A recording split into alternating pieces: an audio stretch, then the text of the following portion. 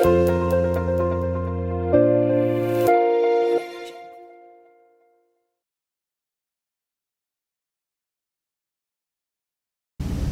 my definition of resilience is this. A resilient child is 85% good enough, 10% better, and 5% best. These are my best athletes. Because when my athletes are saying, well, today I'm 86 because I'm tired, my muscles hurt, and I'm just having a mental health day. And my next question is, okay, so how can you be 87 tomorrow? Not 100. A perfectionist will always want to be 100, and then they'll go to 0, and they'll go back and forth. So what we need to do is we need to help them understand what perfectionism is. And a true perfectionist will say this: I'm not perfect enough to call myself a perfectionist. So your perfectionist will deny the fact that they're a perfectionist because they aren't good enough to be labeled that, right? So for people who are identifying themselves as perfectionists, okay, good insight, good awareness, but most people are not going to identify themselves that way when they truly are.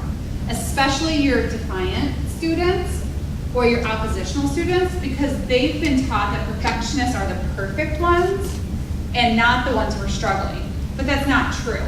And helping them understand these types of perfection and these fears are going to help them deal with the observed failures. They're going to be more resilient to overcome the things that they have, quote, failed at, right? So, for example, if someone doesn't get 60% and they have to retake the class, okay, great example.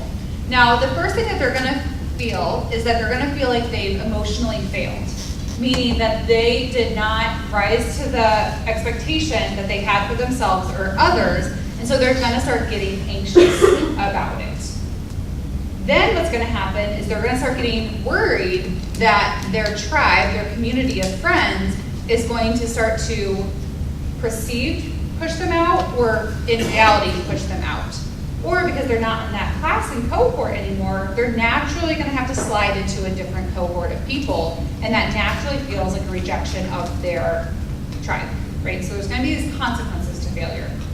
And then what's going to happen is they're either going to work really, really hard to try to make up for it, and they're going to burn out because they're going to start to spin their wheels too fast. Or what they're going to do is they're going to completely give up and learn helplessness and hopelessness, right? So those are the consequences of fear if we don't really understand how to cope with fear. Now what we want to turn this into is, okay, instead of a fixed mindset that failure means that I can't succeed, we're going to say failure means that I have an opportunity, right? So we all know growth mindset and fixed mindset in here. That's not new. But how do you create a growth mindset? How do you do that? I mean, you just wave a magic wand. What's the recipe to that? I mean, is there a recipe to that? What can we say in a 5-minute conversation with a student that's actually going to turn a light bulb on? There's really not one. But I think this is one that can be really, really useful, because you ask your student 0 to 100 of effort, 100 being your top. What was that effort for you? And let's say that they say 45%. Sometimes I was in it, sometimes I wasn't, but obviously it wasn't enough. So I'm gonna give myself a 45. And you ask the student, what do you need to do to make it a 46?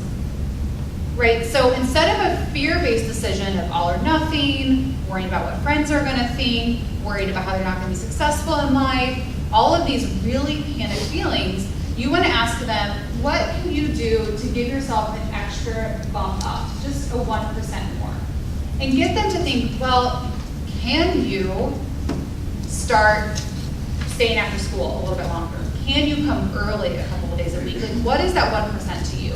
And really making sure that you're giving them a growth mindset to kind of improve their success, right? Because we know that a fixed mindset is equaling to hopelessness and helplessness, that they think there's one route, and that is to not succeed. And the people who succeed are the ones that know it all, can do it all, and live in this 5%. The students who succeed and who are resilient are not the ones who live in the 5%. They're the ones that vacillate from the top to the bottom depending on the day. And we haven't really expressed or explained that to students very often. And I know that when I share this with my clients and the athletes, they take a big deep breath, and they realize that they don't have to be on it all the time, and that there's a room to be fluid. Emotions are fluid, thoughts are fluid, energy, mental health is fluid. Everything is supposed to be an ebb and flow, but we're teaching our children that the top 5% is the only way that you can be. And that's really dangerous, because that's where depression and anxiety come from.